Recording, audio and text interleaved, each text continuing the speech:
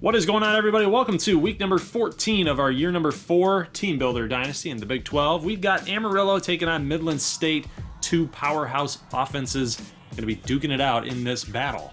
Should be a pretty good one here. Amarillo, though, on the road right now, going 3-0 on their first drive. We're going to have pretty fast highlights in this one. We got a lot of action to cover, and a huge completion there from Dexter Whiteside to Ulysses Neely, going to Jesse Tyson. This is a pretty strange set of circumstances here. Down at the 1 yard line. 1 yard line. Let's get a good look there. Jesse Tyson cannot extend the football, guarding it very, very judiciously. Now Jesse Tyson going out of bounds at the 1 yard line. Okay. Now we're running option. Okay, Tyson, 3-yard loss. Now we got one play to get in the end zone for the Mustangs, and a little miscommunication there, looking for Blake Storm, and not going to make it. Another 4th down for Amarillo. Talamontes rips his head off, and there's Whiteside. Next play, just about on the next drive, going all the way to the house. No, he cannot extend over there. Down at the 2. Down at the 2. Yard line. First and goal, and it looked like that Vince Barrow was in the end zone, but he was coming out. He did not get the 1 foot. Always running into the contact, but he's going to get in. So Whiteside will score. It's now 10-0 Midland here. This is on Thanksgiving, by the way, so we got a primetime game on the ESPN family of networks. Primetime game here. Amarillo trying to end the bleeding a little bit because they've lost a couple games recently, and they do not want to suffer their 3rd loss in the final 4 weeks of the year. Touchdown there to Robbie Walker.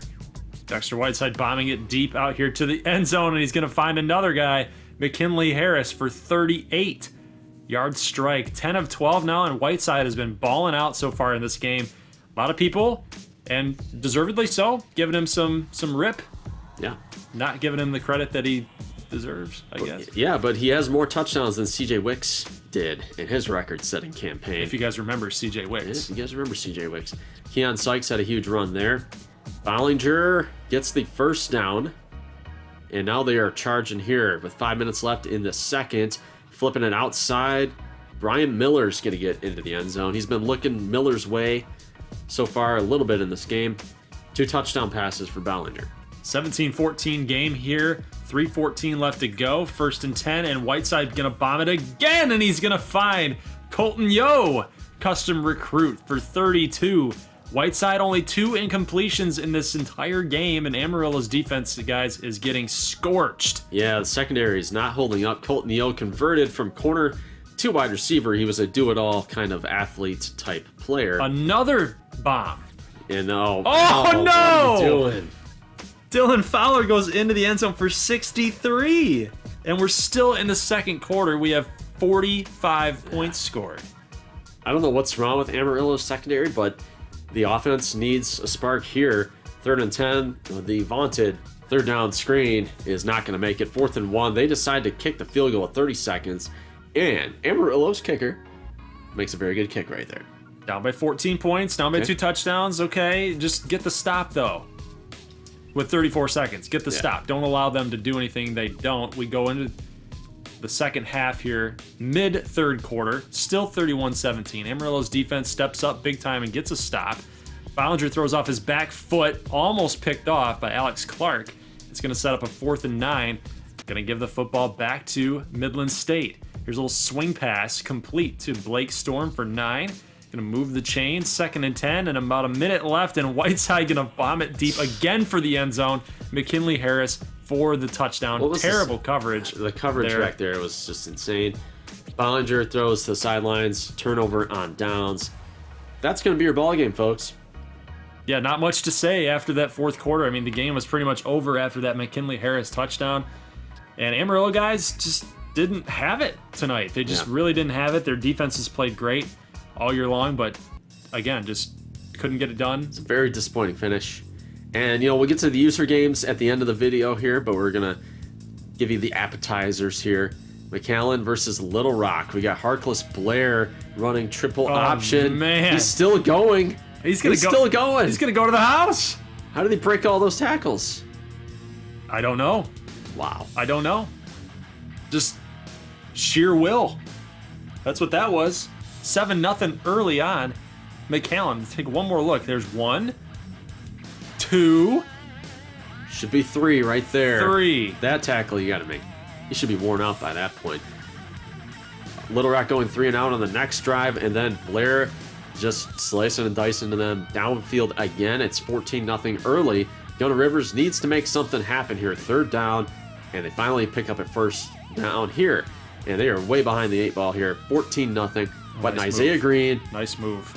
pounding the rock. I like this new look Little Rock offense. The balance. Yes, definitely. They're showcasing a lot more balance, a little more confidence, I think, in this offense. But Rivers with some read option type of style. He can run it a little bit, but definitely utilizing Isaiah Green and Mike Monet a lot more, and they're getting more power, they seem like. Instead of doing this spread type of offense, they're more power-based. And you guys can see Isaiah Green going to take it into the end zone, making a 14-7 game, only down by 1 score. 2nd and 6, McAllen picks up the 1st down. So they're moving the change. It's Andres Buckley. Read option play here, up the middle for another 1st down. A big chunk play, Andres Buckley for 13. Flip fields here. Started the 2nd quarter. 3rd touchdown of the game for Harkless Blair. He runs on in. And Little Rock, just like that, they got the touchdown. McAllen got it back. It seems like it's just they can't catch up. Yeah, here's Gunner. Got plenty of time. There was a nice strike there across the middle. That's Lonnie Luke. So Luke has really stepped up, filled in the void, had a hole at number 1 receiver. He's been playing really well. Little Rock settling for a field goal. It was going to be good. Okay, so McAllen again charging, though, with about halfway through the 2nd quarter. And the running game is just killing Little Rock right now. 21-10, and another swing pass. It seems to be really effective right now for McAllen. They do get the 1st down by Jamal Spivey.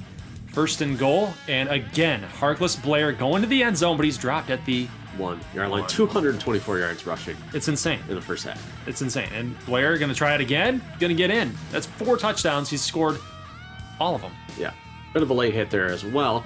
McAllen definitely in charge. 2:50 left. Gunner. Oh, Got him. Lonnie Luke again. This time they go past midfield. 3rd and 6. Big play right there. 2. Who else? Lonnie Luke. Lonnie Luke. I love the work that he's been putting in to get that chemistry back with Rivers. Here's a Yep. pass. Oh, what are you doing, Rivers? Throws it right to McAllen. And that's corner. going to set up the return. Oh my God, this is something you just can't do. That's one of them. You're already in scoring position. Yeah. Next play. Blair is passing, and he throws it right at No way. the Little Rock defender, and it's picked off. Unbelievable. The very next play. Okay, well, that was the saving grace here, maybe, for Little Rock. They need to punch this into the end zone, and Rivers takes it in himself, says, you know what? I'll just do it. I'll just do it all. Gets it into the end zone, 17-28 at the half. And we've got a quarterback duel. Back and forth we go. Rivers against Harkless Blair here. 1st and 10 in the 3rd quarter, late. And watch these moves by Harkless, man. That's awesome. He's got some juice right now. 3rd and 5, gonna get sacked for a 6-yard loss. It's gonna set up the McAllen field goal. So now Little Rock down by 2 scores, 14 points. Ugly stat line by Gunner. They're going for it. That's an aggressive play call that I Whoa. love. And watch this deep bomb out to the right. Oh. He got him! He got him! Touchdown, Jason Unbelievable. Wilson. On 4th and 10, they just went up for the prayer, maybe hoping for a pass interference call. I don't know, but another interception being thrown by Blair. He's Check throwing this play it out. right to Little Rock defenders. Dang, look at that. That was Trahan with the pick. He finally made something happen. Yeah, he did it. And a Wow. touchdown to Bridges. Wow, Rivers with the off-balance throw. He's 8 of 22. 8 completions in this game. Wow. Uncharacteristic stat line, but they have devoted themselves to the run, and Blair Oh, no. will fumble the ball. No. With under 3 minutes to go, we've had 3 turnovers late in this game by Harkless Blair. Look at Brooks just power through 2 offensive linemen and then lay the boomstick on Blair. And it's going to give Little Rock a huge opportunity to take the lead for the first time in this game. They get the first... No, they don't get the first down. I thought they were going to give them the forward progress. 2nd and 1. At about and the 2. Rivers powers Got it. through. gets the score. Little Rock takes the lead 38-31. What a change of events here. 55 seconds left. McAllen uses their second timeout. They have one left. Yeah, Blair has a chance to redeem himself though right here. He can. All you need a touchdown. Yeah. You need a touchdown. Got to get it done. 16 seconds. They're going to go with a draw. With 16 seconds, they have one timeout left, and they're not seeming like they're going to use it. They're not calling timeouts. What are they doing? What are they doing? What are they doing? Dude, Dude, please call timeout. get the playoff, but they've got one timeout in their pocket, and then they're going to go to the sideline. That is garbage. Absolutely garbage. I feel bad for you guys that picked McAllen. Wow. Little Rock's going to take the W. Yeah. In an unreal stretch of events right there. Yeah, the comeback train was in full force for Little Rock, but the McAllen offense just got really dumb there late. Like, why would they run the ball if they're not going to call the timeout? And then they throw short to the sidelines when they need a touchdown. So they're going to go to the locker room with the timeout in their back pocket. Bad move. ACU taking on Broken Arrow. This game, really just a formality here on senior day for ACU, unless Uba can pull a rabbit out of the hat. Speaking of hats, let's talk about the helmets. First time we've ever seen these. Do you guys like these helmets for ACU? Let us know in the comments section below. It's a little bit different look. This is game number 3 of the 6 games that we have on tap for you guys tonight. Ooh, yeah. So ACU trying to take the lead here. Russell running little read option. Gatlin's not going to catch him, and man, we are right on schedule. Gatlin is very bipolar when it comes to making good plays and then making plays like that. Just got totally just juked out of his shoes by a quarterback. Here's Buster Smith running screen, and the ball's going to get tipped up. Nothing doing there. And we got 2nd and 8 now, and Caesar's going to lay into him, going down hard. Actually, you're going to get Boris Beef the sack there. 50 seconds left in the first, and a 10-0 game now. ACU charging, Uba having no success offensively. Ostrander makes the catch. 19 seconds now to go in the first. Russell in the shotguns. Wow. Got him. Nobody was even in that corner of the end zone. Jackson Lunhall with the touchdown. It's going to be 17-0 in the first quarter. So obviously ACU fans that have come out to this game are getting exactly what they expected. Very good defense. Extremely good offense. Boris Beef having himself a game already against the scrambler Buster Smith. They're going to try to settle for a field goal here. They will get it. Uba's on the board, 17-3. So they're down by 14. But that's not going to last, it seems, as Jimmy Ireland makes an 8-yard reception for a first down. And then Joe Russell going to just run it in again for his second touchdown of the game. 24-3 before we've reached the half. Ooh, yeah. So Buster Smith getting nothing done offensively against this tenacious defensive line. And this is where they're pretty much going to punt the game, run a draw here. ACU still has some time here to do some damage as well. Minute and a half now. Russell flips it over the middle.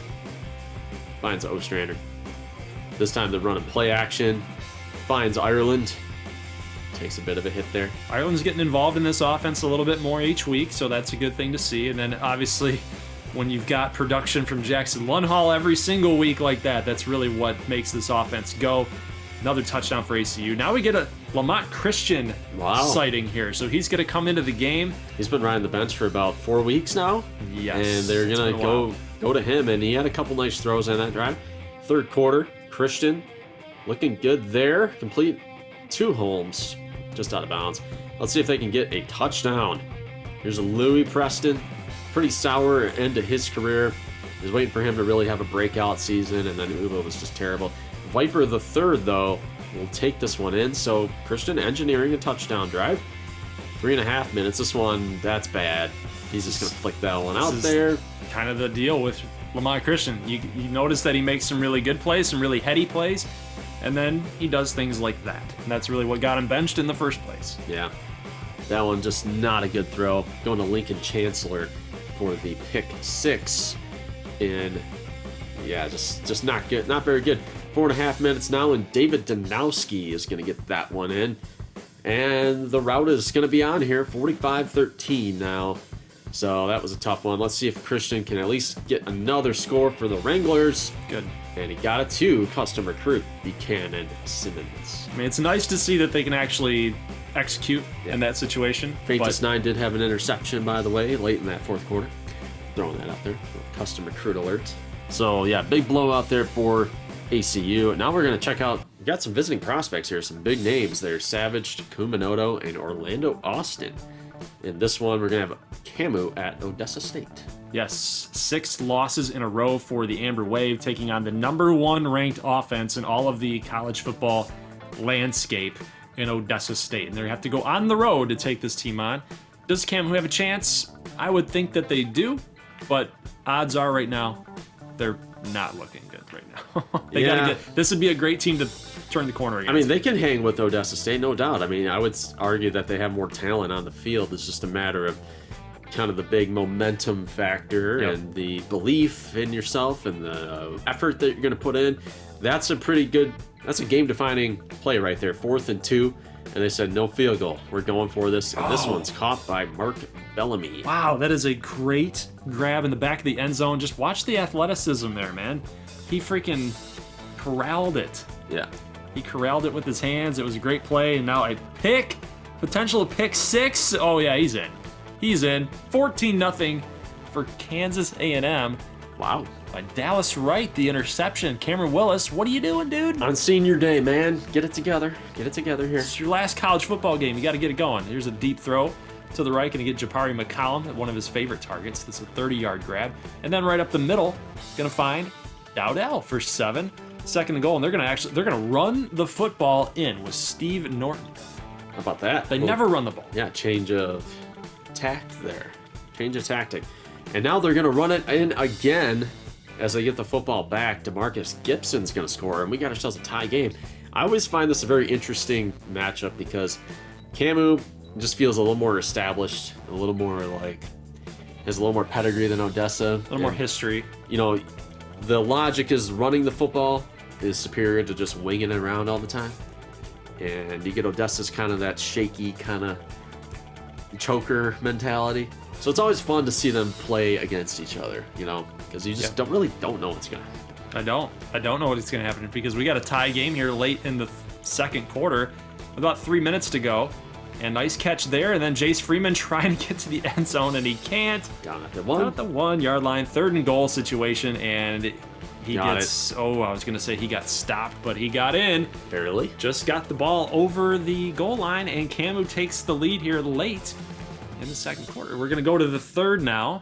It's still 21-14. That's Jabari McAllen right there with the catch. Going to get the first down for Odessa. 3rd and 12 situation now. And, they're going to throw laterally. And Pat Dowdell goes out of bounds. Yeah, they have shut Paris Austin down so far. Yeah, he has not been even in our highlight reel whatsoever. We'll get a stats update on him. Maybe he can pull through, and maybe he can come up with a big catch for Odessa here late in this game. Third quarter, 2 minutes to go, and look at Willis. He loves those vertical throws on those outside tosses. Aaron Lee with a 30-yard catch, and there it is, right there. A touchdown to Tommy Nance for 15 yards. And this game now in the balance of Odessa, 24-21. Not a ton of yards in this one for Odessa, but Camu is kind of taking the air out of the ball a little bit, doing a lot of run and a lot of option as usual. Jace Freeman will get hauled down shy of the yard to gain, though. I want to see Camu get the ball more in guys like Dobbs' hands or Flores. Just not happening. This one, 3rd and 11, a bomb downfield. Should have been picked off. By 3 guys? I guess it worked out, though, because they don't want to be backed up that far. So, punt, get the ball back. First down. Nice little short play there to Dobbs. Time is running out for Camu. 3rd and inches situation. And again, going short. So they're dinking dunking down the field. All they need is a field goal. 3rd and 3. Here it is. Can't get it. Jerome Bush with the deflection. Man, well, Odessa holds strong on defense, and this field goal is going to be up and missed. So Camu attempts for the tie. They can't get it, and now all Odessa State has to do is run the clock out. And Bud Warner might have seen his own clock embattled out. Bud Warner. Yes. Head coach since 1986. Took Camu to previously unseen heights in the 90s. Yeah. I think his time, he might be calling it quits now. Might be up. But speaking of clocks and time, is Nebraska State's time up on this darling season. They have a chance with a win here to be in the Big 12 championship game. We're trying to shed that try-hard image. Before we were irrelevant.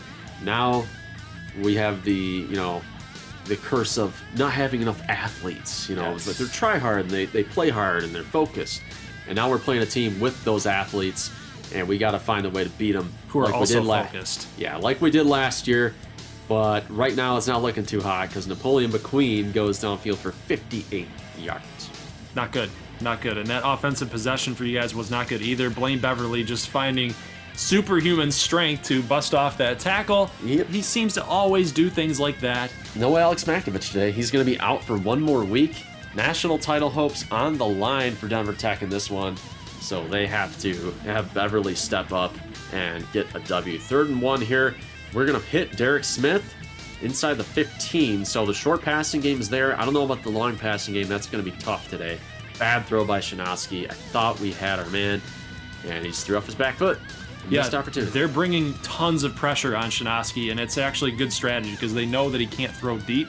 Yeah. They're just bringing it at you guys and hoping that they get there before you get the throw-offs. It's a good strategy by Denver Tech. Beverly's going to get a positive yardage there. He's going to get 7, and then in the corner of the end zone is Elliot Hushka for 9, 14-3.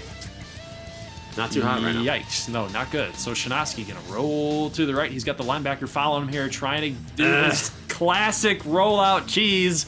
And the interception happens for Denver Tech. That's the first turnover of the game. You guys are bringing pressure on a screen, and Napoleon McQueen only going to get 3 yards, 3rd and 8. Beverly bombing it over top of Taylor and Nick Burns. We've talked about him many times this season. Burns is going to catch this pass for a touchdown, and it was a great throw by Beverly. 21-3 rush. Not looking good. We're bringing in Jontavius Nichols. Hargrove hasn't gotten too much going on the ground either. We got a 3rd and 5. Kimberling not going to get it. It's going to be 4th and 2. Trying to use his momentum. We're going for it. Let's go. Got it to Emilio Vivaldi, the Italian stallion. Makes the catch. It seems like every time you guys are running the ball or making slant catches here, they're hitting you hard. Yeah. So it's almost like there's some fear there that there's going to be either a fumble or incompletion there. 4th and inches here as Kimberly makes this catch. So you guys are obviously going for this. Wade gets the first down. You got to stay within the game. Yeah, and Wade will put that one in. So we are just trying to stay alive right now. So far, this is probably the worst game that we played against Denver Tech. Even the year number 1 was more competitive than what we're seeing right now. We do get that stop, so we're going to have an opportunity to put some points on the board and get this within 1 score. We got 18 seconds left. It's a good throw. Getting down the out route, out of bounds. Oh, let's see if we can get him. And not going to happen. Deflected away there. So that was a little risky play, but this is to get us into field goal range, and it will work with a 4-yard pickup. Very conservative call to put Shinosky in better range, and he makes it.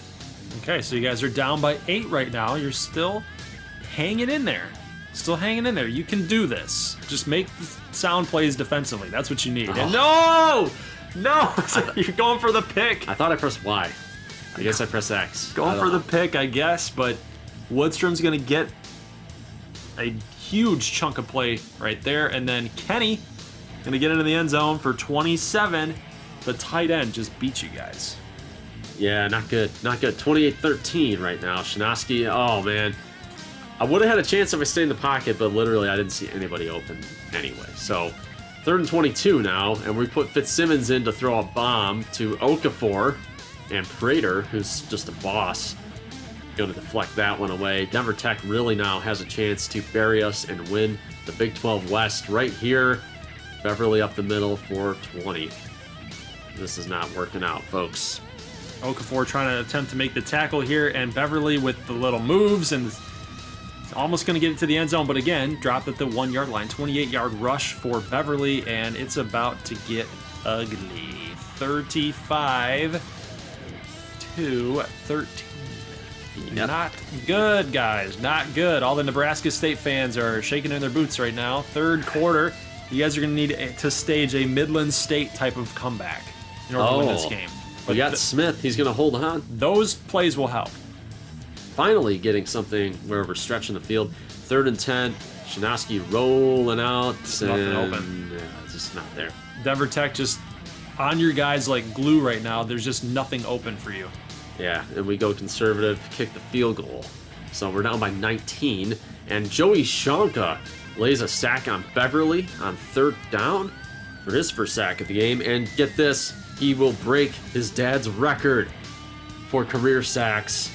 Mr. Shonka's record goes down to son Joey, 31 career sacks. He done learned everything that he could from his pop. How about that?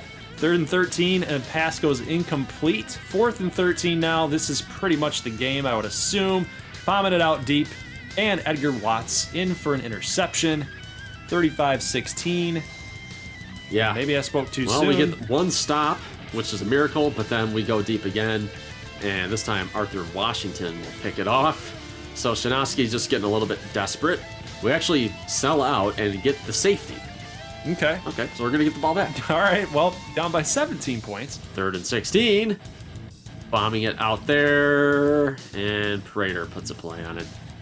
3rd deflection of the game. 4th and 16. Let's try this one more time. One more. I had the X, but not deep enough, and we just walk right into the blitz. 19 of 39 for Shinoski in today's game. Three It picks. was not a very good performance. No, definitely was not good enough. Denver Tech was just obviously the better team today. Yep. We're going to sell out. Touchdown goes to Alex Brewer for the dagger. The dagger.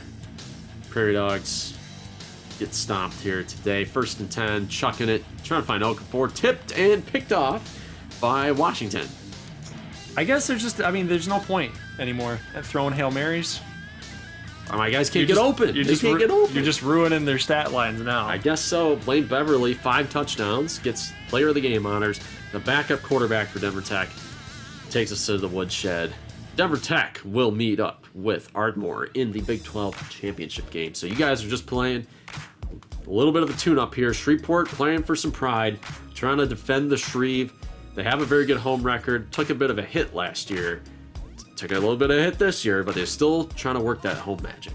Yes, they have a lot of home magic. It is definitely a party down in the Shreve. Ardmore lost last week against Little Rock, and obviously they think that their Shreveport Skeeters can provide another upset. Yeah, on just Ardmore. I mean, hey, when you lose last week, yeah, it's going to give you people a little bit of faith. Bradica is going to pick that one off. You ran that play, I think, the 3rd time on that drive. And Bradica read that one. Yep. And picked that throw off. Yep, it was not a good throw. We thought, I didn't even see him, honestly. Like, I was going for Ransom right there, and I didn't even see Bradica coming down. So, Not a good throw by Hicks and myself.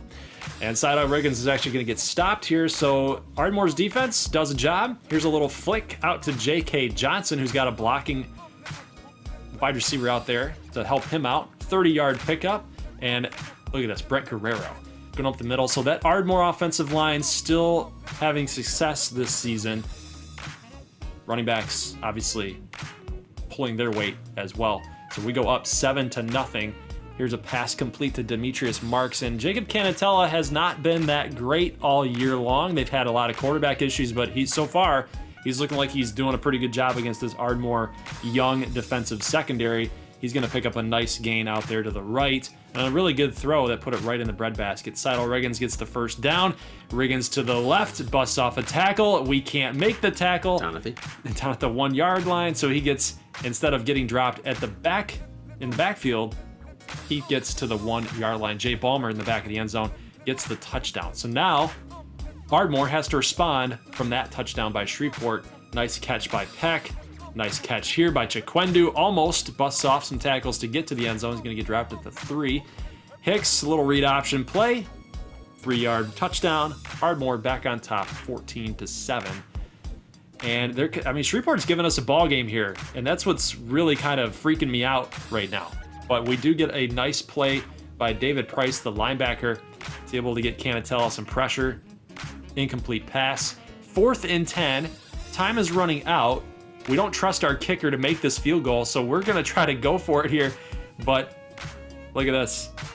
Hicks gets tackled, and we can't pick up the first down or even try to get to the end zone. And Andrews right here makes this interception on a Hail Mary. Made it close as we're going into the half. 14-7. All these people that have been out there saying that this game was a mismatch, Ardmore traveling to Shreveport, we should kill this team. It's 14-7 right now. They've definitely got us on upset alert again. Well, this is the type of game that Shreveport definitely wants to play in. They want to play in a little, like a run the football, kind of muck it up type of game. Yes, they do. Yep. If they can use their physicality against us and get us into that trap game scenario, they're definitely going to give us everything they got here. And Brent Guerrero, his momentum, moving forward, we always talk about it, going to get stopped at the 1. 0-yard touchdown for Guerrero, so we go up 21-7, so now up 2 scores. 3rd and 11, Canatella running a screen, and oh, look at that. The offensive lineman for Shreveport pushed the Ardmore defender into his running back. This game is broken. This game is broken, so it tripped Riggins up, bombing it to Zach Flores. Going to get a touchdown here off a play action. John Hicks, 16 of 18. Right now having a very efficient game outside of that interception. Here is Tremont Doucette. Going to get the first down. It's 28-7. Up 3 scores. Late third quarter. And they're still partying. Yeah, they're still partying down in the Shreve. It doesn't matter if they win or lose. It's a constant party out there. But Marks beats his man. On the left side, Canatella finds him. It's going to be 28-14. Buchanan with this big catch. There. It was a gutsy throw. And look at he's busting off a bunch of tackles. He's not going down. Hey-yo. Okay, so a big gain for the tight end. And 1st and 10 run out to the right for 13 for Hicks. He's watching the scoreboard. He's like, ooh, that looked pretty good. That'll look good in my Heisman reel. So there's Xavier Wiggins on the motion route. He's going to bust it back up the middle. Going to get that touchdown. 35-14, 2nd and goal. Canatella going to find Demetrius Marks. He gets into the end zone, keeps his balance. For some reason tells the Shreveport fans to shush. Well, but that was the last highlight of their day. Questions abound for the Shreveport coaching staff. 4-8 season. Nobody knows really how it's going to work out with that. But Hicks cements his Heisman status right now. We'll see how that plays out. Lots on the line for the Big 12 team builder teams this week, the final week of the regular season. You guys saw this one. You guys saw all of the games. 41-17 loss for Amarillo. Midland State just came out firing with Dexter Whiteside. He was just in a zone with his receivers all game. Yeah, the defensive secondary for Amarillo really got torched up in this one. 504-236. Neither team got anything going on the ground, but you see the numbers. Whiteside with 447 and 4 absolutely demolished Amarillo's secondary. A couple touchdowns there for McKinley Harris. Colton Yo had himself a nice catch. Bollinger, hey, he had a good year. He did some good things for Brock Musselman. Amarillo did take a big leap forward at the end of the day. A little disappointing. Ended the year on a thud, but 8-4 is 8-4. It's a lot better than where they've been. Little Rock beats McAllen 38-31. They scored 21 unanswered points in the 4th quarter. Yeah, a bit of a choke job for McAllen. And again, they're another team that was hot at the beginning of the year, very highly ranked, but they did falter down the stretch a little bit. And in this game, they faltered down the stretch. 323 yards rushing, and they still couldn't get it done. It's the turnovers. 3 turnovers, 1 fumble loss, 2 picks. Yeah, a lot of turnovers for both teams. Blair had 2 picks, 147. He had 207 rushing with 4 touchdowns. So, all things considered, he had a pretty good game. Gunnar Rivers, hey, maybe they're mixing in the run a little bit. 44%. Yeah, not his best game. And not the way that he wants to go out. No. Little Rock at number 8 in the nation. Could be looking at the Cotton or the Alamo Bowl, something good like that. They're a top 10 team. I mean, that's really something for this program. So they really have vaulted in the last 3 weeks of this regular season, and now being 9-3, like you said, going to probably a big-time bowl game. Got to start asking the question, is Rivers going to try to come back and go for the natty? This game wasn't really that much fun to watch. Camu, very disappointing effort. Had a couple looks there in this game where you felt like they could have won this battle, and it's like it just never really came to fruition. Odessa State, the late touchdown in the third was the final score of the game. 345 to 367. So again, there's nothing that Camu did obviously wrong or badly. It just wasn't all there for the W. It wasn't in the cards. Amarillo again having a high completion percentage, 71%. Only 257. Didn't get the 300 yards that he likes to shoot for, but they did mix in the ground game a little bit more against Camu today. Very different. Paris Austin, I don't see him 2 receptions for 12, so he was shut down. Yeah, that's worst game of the year. I think that's pretty much why Camu was in the game for as long as they were. Yeah, Freeman, nothing to write home about here. Had 69 rushing and a touchdown, but like the last few weeks, they don't give the ball to Dobbs anymore. I've noticed. Like he's had single-digit carries for a little bit. Did get involved in the receiving game, but really nothing going on for Camu this year. Pretty disappointing mark at 5-7. And talk about your loss here to Denver Tech, now the #1 ranked team in the land. Yeah, that means Ohio State lost, but we were playing Blaine Beverly, and it was hard to contain. The story of this game, though, is not our defense, really. It was really the fact that their secondary did not give our receivers anything. We couldn't throw the ball down the field. Nothing was really getting open for us. And then, late, this was kind of a formality, but you see the turnovers, the 4 picks, 3 happening in the fourth quarter, a couple, fourth down, trying to make something happen, but Denver Tech just shut us down. I think our defense did okay. 366. Usually I would take that. Some bad. Look at the third down conversions. 4 of 15. We were hapless on third down. Like, just nothing really there. Beverly had 4 touchdown passes and a run. McQueen, 131, had the huge run in the first quarter, and then they really spread the ball around at receiver. Shanowski is 19 of 40 for 181 and 4 picks today. Got Jontavius Nichols more involved, though. Hargrove took a back seat to Nichols there in the second half, but and receivers didn't really do anything, so I feel like we're still a little bit behind. It's kind of strange that this was our worst game against Denver Tech to date in the Dynasty. Even the year #1, we played them much better than we did today. So. And this is a better team. That you would think this is a better suited team to take Denver Tech down to the wire, and just wasn't meant to be. ACU beats Broken Arrow 45-20, and the Buster Smith trial was cut a little bit short. Yeah, going to Christian, who played okay. Yeah, in the second half. Well, it was weird. He always seems to do stuff like this. He always seems to set out the first or second drive on fire, and then all of a sudden, then it starts going downhill. Oh wow! Defensive player gets player of the game for UBA. Hayes Branson in his final game of his career, 16 tackles for the defensive captain. Russell had 334 and 2. Good production, 2 out of the ground game as well, and then Ostrander with 113 leading the way. Oh, he's been racking up a lot of catches lately. Yep. Christian was 17 of 23 for 125 and a touchdown. Buster Smith only 6 of 12 before he got yanked. -16 rushing. So, this was a very bad season for UBA. Couple things I think they can build around. They're going to get a little bit older. They've had some nice recruiting classes. So, the big question mark, though, is going to be Todd Orlando. How is he going to adjust and get better? And meanwhile, ACU might be in a position to back into a national championship appearance.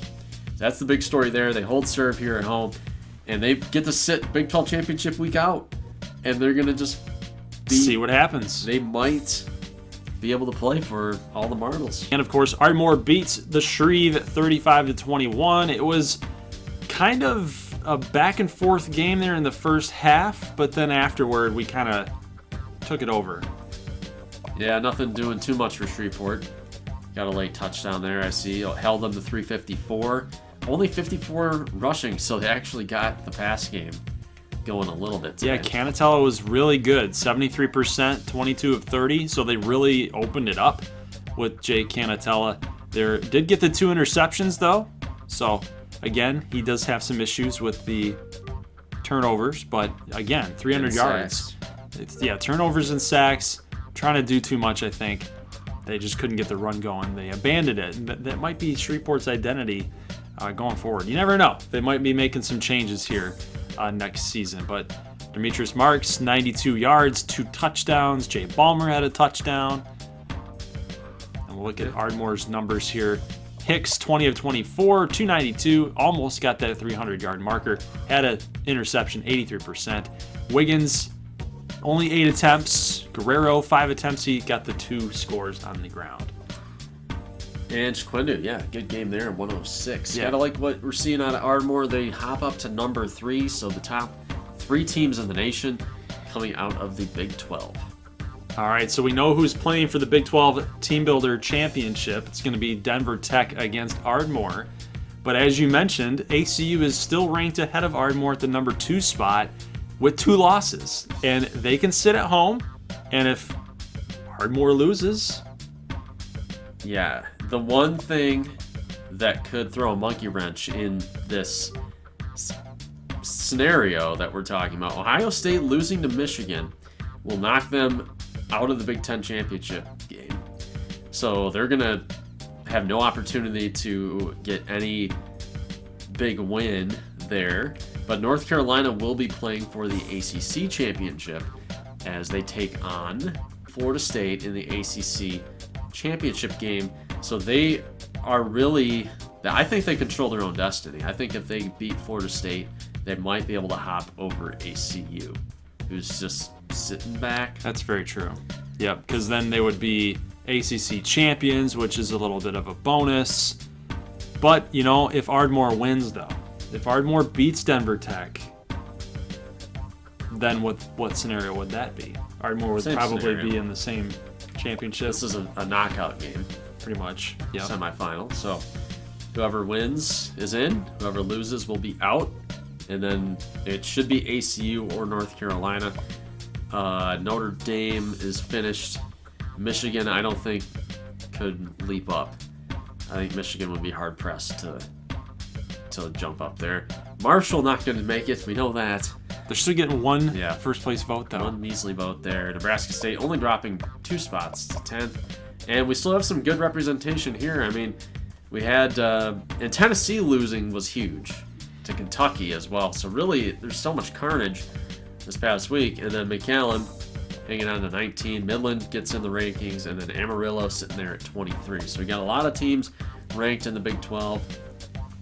It's a pretty good situation to be in. I think what everybody wants to know, is it possible for a Big 12 national championship? We will see you guys on Wednesday for the preview video of the Big 12 Team Builder Championship between Denver Tech and Ardmore, 2 of the most heated rivals in the Big 12 Team Builder Conference, playing for all the marbles. Whoever wins probably going to the national title game as well, and will be crowned Big 12 champions.